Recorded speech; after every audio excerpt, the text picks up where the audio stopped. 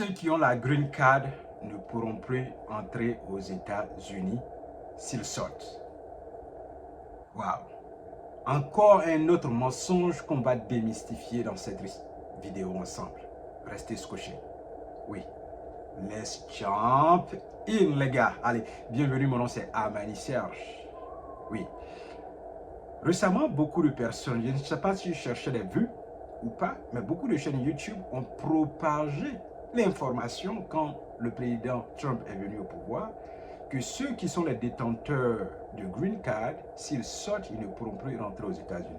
Allez chercher sur YouTube, vous verrez plusieurs personnes qui ont évoqué ce sujet-là. Oui, plusieurs personnes. J'étais en Côte d'Ivoire du 14 au 30 avril 2025. J'ai passé 2 semaines au pays. Effectivement, je suis parmi ceux-là détenteurs de Green Card, donc résident permanent. Oui, donc résident permanent. Alors, cette information est partie vite tellement que ça a causé vraiment beaucoup de choses sur la toile.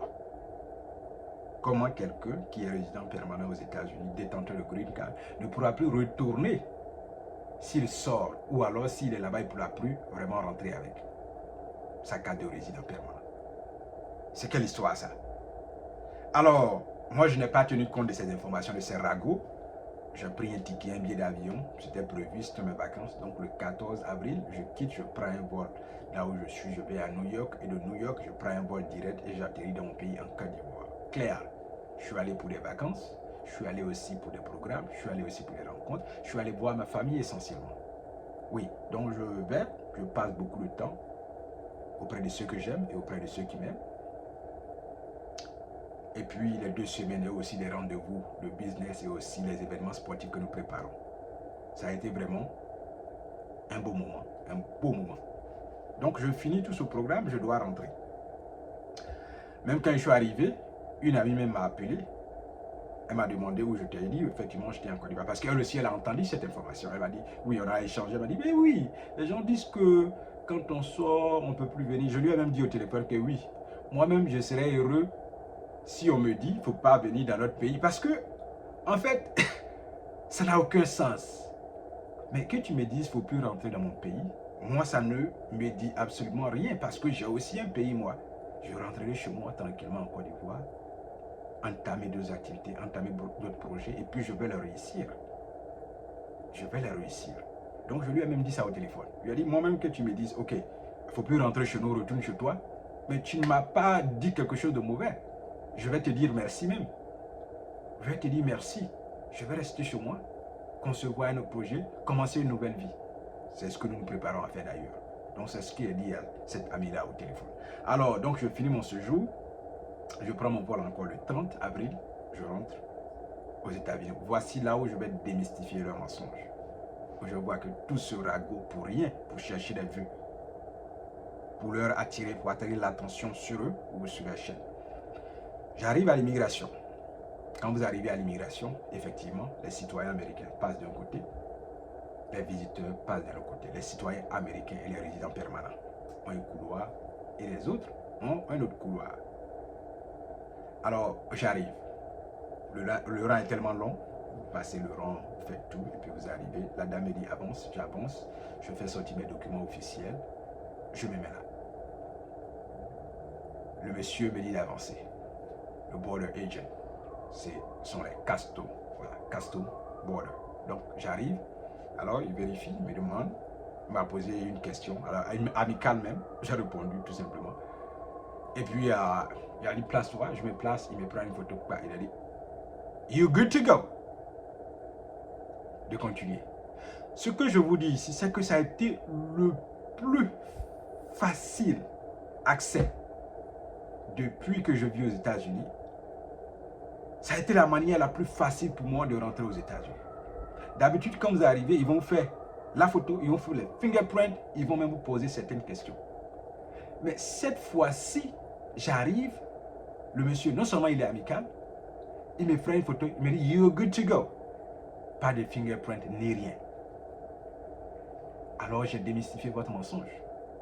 Je suis résident permanent, je rentre pour cette fois-ci, le 30 avril 2025, a été la manière la plus facile d'accès pour passer l'immigration. Oui, juste une photo et puis you were good to go. Alors que des gens ont raconté avant ça que si tu es détenteur de green card, de résident permanent, tu ne pourras plus rentrer. Comment se fait-il que c'est cette façon où j'arrive que l'entrée est ouverte, est facile d'accès pour moi? Juste une photo, pas des fingerprints, pas d'autres questions pour un questionnaire ou alors questionnaire d'enquête. Juste une question amicale. Et puis je passe. Voici là la manière dont j'ai démystifié le mensonge de ces personnes qui racontent ce qu'ils ne savent pas sur les réseaux sociaux. Il n'en est rien du tout. Il n'en est rien. Vous êtes détenteur de green card, vous voulez aller chez vous pour aller faire un projet, pour aller voir vos parents, pour aller changer d'air. Allez-y. Vous allez rentrer. Personne ne va vous bloquer. Personne ne vous dira de ne pas entrer aux États-Unis parce que vous êtes détenteur de green card. Je suis détenteur, je suis rentré facilement. Juste une photo. La première fois que ça arrive. D'habitude, quand je sors, que je rentre, c'est pas comme ça. Le processus, ils vont faire tout, fingerprint, poser question. On m'a même pas demandé combien de temps tu as fait au pays cette fois-ci. Vous voyez? Donc, parfois, il faut aller à l'information vraie. Ce que vous ne savez pas, ne le dites pas aux gens pour chercher des vues ou alors pour attirer l'attention sur vous.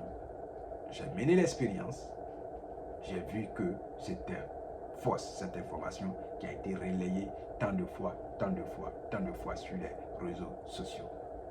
Ça a été vraiment à cet instant que j'ai eu l'accès le plus facile à l'immigration. Oui, alors les gars, voici l'histoire, démystifier les gens qui mentent sur les réseaux sociaux concernant la green card, concernant l'accès à l'immigration aux États-Unis si vous êtes détenteur de la green card. Je ne sais pas, peut-être que d'autres personnes ont été refusées d'accès. Regardez en description de cette vidéo, vous pouvez nous raconter aussi votre histoire en description. Vous pouvez nous dire ce que vous en pensez. Vous pouvez nous dire si ce que je suis en train de dire aussi est faux ou c'est du mensonge. Comment a été votre entrée en tant que résident permanent récemment avec l'arrivée du nouveau président américain? Comment a été votre entrée, votre accès à l'immigration? Compliqué? Ils vous ont refusé l'accès? Dites-nous-en, nous on veut en savoir plus. Peut-être que ceux qui ont raconté sur ces réseaux sociaux ont raison. Peut-être que moi, ils m'ont donné l'accès facile, voilà pourquoi je dis qu'ils mentent. Alors, à vos claviers les gars, dites-nous ce que vous en pensez réellement. Qu'est-ce qu'il en est réellement? Quelle est la vraie histoire? Qui a été refusé d'accès que vous connaissez dans votre entourage? Ou alors si même on vous a refusé l'accès, dites-nous en commentaire pourquoi ils vous ont refusé l'accès. Pour notre part, on a dit la vérité. Ça a été l'immigration le plus facile d'accès qu'on ait connu depuis qu'on vit aux États-Unis depuis 5 ans. Ça n'a rien changé. Au contraire, c'était plus facile pour nous de rentrer cette fois-ci quand les gens ont dit qu'ils allaient nous refuser l'accès. À vos claviers, en commentaire les gars. Merci d'avoir regardé la vidéo jusqu'ici et puis à la prochaine.